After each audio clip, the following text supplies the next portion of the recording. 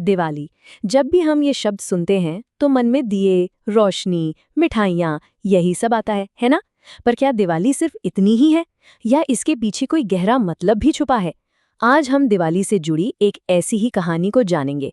एक कहानी जो बाहरी रोशनी से कहीं ज्यादा हमारे अंदर के अंधेरे पर जीत की बात करती है।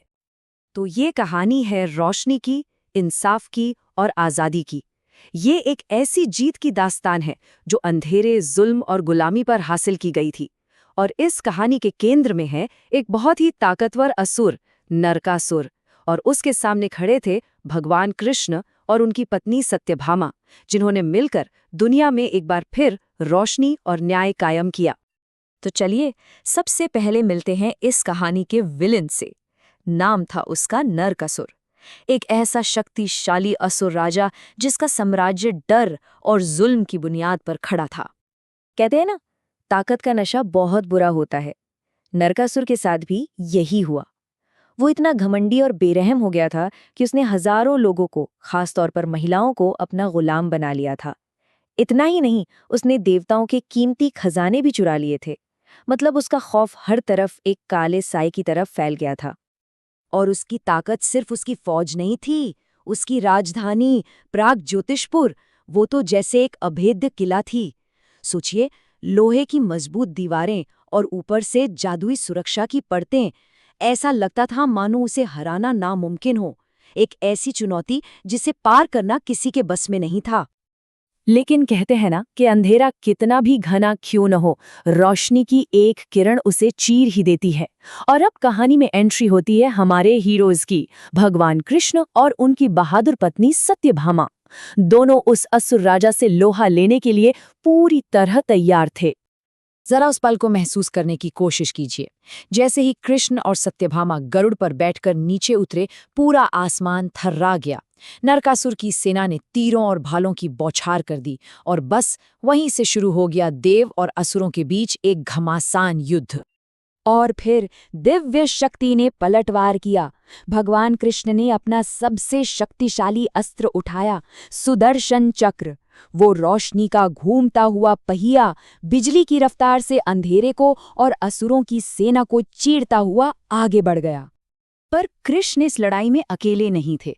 उनकी पत्नी सत्यभामा एक माहिर योद्धा की तरह उनके साथ खड़ी थी, कंधे से कंधा मिलाकर। उनके तीर बिल्कुल आग के गोलों जैसे थे, तेज और अचूक। वो बिना किसी डर के लड़ रही थीं। ये लड़ाई किसी एक इंसान की नहीं थी, ये धर्म की लड़ाई थी, जिसे दोनों मिलके लड़ रहे थे। तो अब उस बड़े युद्ध से निकलकर कहानी एक ज्यादा पर्सनल टकराव पर आ जाती है, कृष्ण और नरकासुर के आमने सामने। और यहीं पर यह कहानी एक बहुत ही गहरा मोड़ लेती है। लड़ाई अपने चरम पर थी, तभी सत्यभामा का एक तीर नरकासुर को जा लगा। और जैसे ही वो घायल हुआ, उसे एक दिव्य दर्शन हुआ। उसे अपने सामने कृष्ण नहीं, बल्कि अपनी ही माँ, धरती माता यानी भूदेवी खड़ी दिखाई दी। ये वो पल था जब उसे अपनी किस्मत का सबसे बड़ा सच नजर आया। तब कृष्ण ने उसे उस वरदान का असली मतलब समझाया जो उसे मिला था। उन्होंने कहा, तुम्हारी माँ ने तुम्हारे लिए आज़ादी मांगी थी, लेकिन वो आज़ादी तुम्हारे घमंड से थी, तुम्हारी जिंदगी से नहीं। बात साफ थी। नरकासुर का अंत उसकी किस्मत में नहीं, बल्कि उसके अपने अहंकार और कर्मों में लिखा था।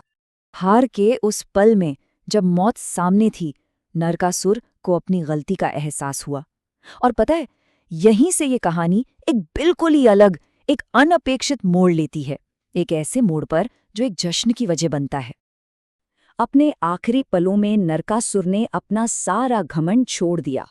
उसने गिड़गिड़ाते हुए कहा, मुझे माफ कर दो, मैं नहीं चाहता कि दुनिया मुझे एक राक्षस के तौर पर याद रखे।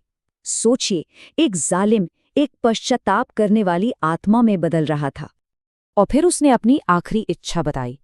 उसने कहा, मेरी मौत पर कोई शोक न मनाएं, बल्कि लोग इसे रोशनी के साथ एक त्योहार की तरह मनाएं, ताकि दुनिया हमेशा याद रखे कि कैसे अंधेरा खत्म हुआ और सच की जीत हुई। और बस उसी आखिरी इच्छा से जन्म हुआ एक नई रोशन परंपरा का। युद्ध खत्म हुआ, दुनिया उस अंधेरे से आजाद हुई और एक नए जश्न की शुरुआत हुई। 16,000, जी हाँ 16,000, इतनी महिलाओं को कृष्ण में नरकासुर की कैद से आजाद कराया और उन्हें उनका खोया हुआ सम्मान लौटाया। ये सिर्फ एक असुर का अंत नहीं था, ये हजारों जिंदगियों के लिए एक नई सुबह थी। तो नरकासुर की इच्छा पूरी हुई। उसकी मौत का दिन आज नरक चतुर्दशी के रूप में मनाया जाता है, जिसे हम छोटी दिवाली भी कहते हैं। इस दिन लोग अपने घरों को साफ करते हैं, सुबह होने से पहले दिए जलाते हैं और इस बात को याद करते हैं कि कोई भी अंधेरा हमेशा के लिए नहीं होता। लेकिन ये कहानी सिर्फ देव और असुरों की लड़ाई तक ही सीमित नहीं है।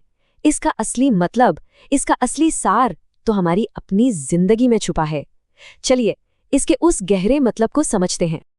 असल में ये लड़ाई किसी मैदान पर नहीं, बल्कि हर इंसान के दिल में लड़ी जाती है। नरकासुर कोई और नहीं, बल्कि हमारे अंदर का घमंड है, हमारा गुस्सा है, हमारा लालच है। ये वो भीतरी असुर हैं जिनसे हमारी लड़ाई हर रोज चलती है। तो एक तरफ है हमारे अंदर के असुर, जैसे कि बेरहमी, गुस्सा, लालच और डर, और दूसरी तरफ है हमारे अंदर की रोशनी, यानी दया, प्यार, करुणा और हिम्मत। दिवाली का त्योहार हर साल हमें यही याद दिलाने आता है कि हमें चुनना किसे है, अंधेरे को या इस रोशनी को। तो इस पूरी कहानी से हमें सीखने को क्या मिलता है?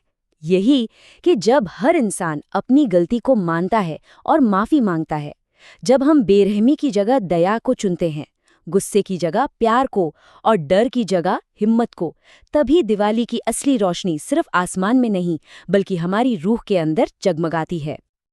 तो आखिर में ये कहानी हमें एक बहुत गहरे सवाल के साथ छोड़ जाती है।